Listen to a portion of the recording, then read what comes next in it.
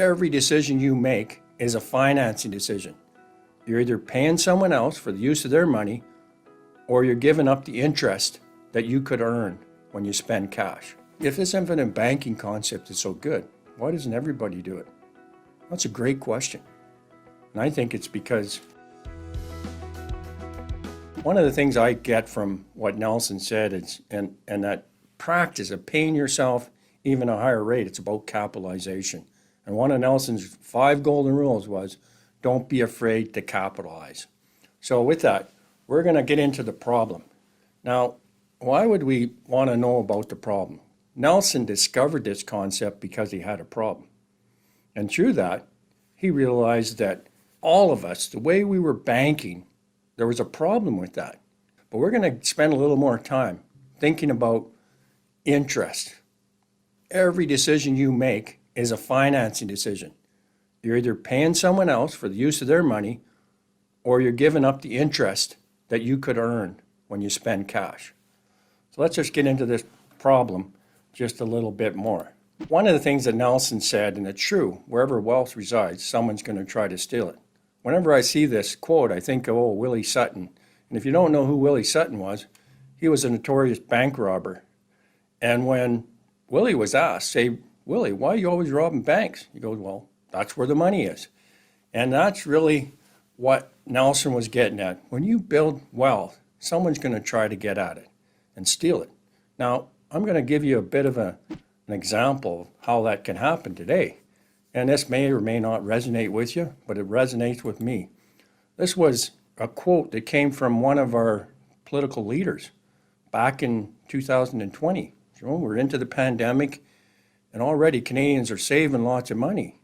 And one of our politicians say, hey, we can solve the problem in our economy with that $150 billion that Canadians have saved. And I don't know how that makes you feel. I'm just going, whoa, that's kind of sending me a message. We all know what happened, during the pandemic, how the deficit went up. And this is just a snapshot from early on in a pandemic. So you can just imagine how much debt this country's taken on. The country of Canada since the pandemic started. Well, I don't know how that makes you feel, but it makes me wonder, how are we going to pay that back? Where's that coming from? And so even our own friends in government think about ways and how to get at our money. So that's just one example of that, going back to what Nelson said, wherever wealth resides, someone will try to steal it. So there's just more articles here, and it's like, our government had given themselves all kinds of authority to raise taxes, even without having parliamentary approval. Kind of spooky. Who is the banker in your life today?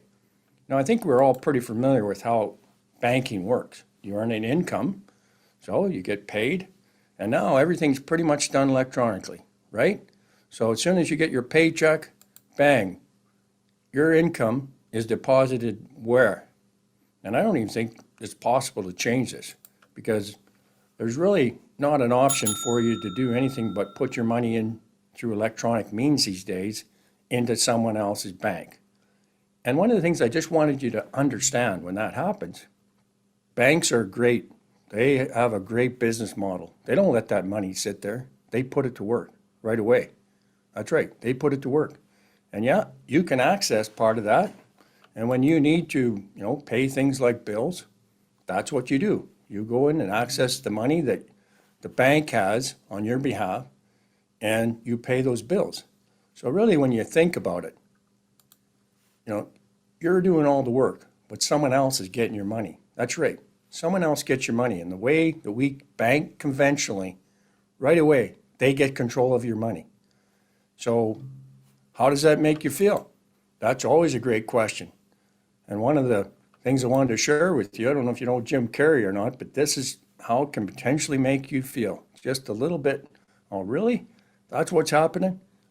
So a great quote that I wanted to share with you today comes from Garnet, Gundersen. Now, if you don't know Garnet, he's wrote some great books. One's like, What Would the Rockefellers Do? Another one is Killing Sacred Cows, and it's all about myths in the financial world. Now, Garrett made this quote, and I just love it.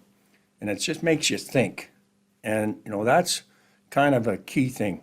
If the minority of people in the world control and accumulate all the wealth, why do we all just do what the majority does?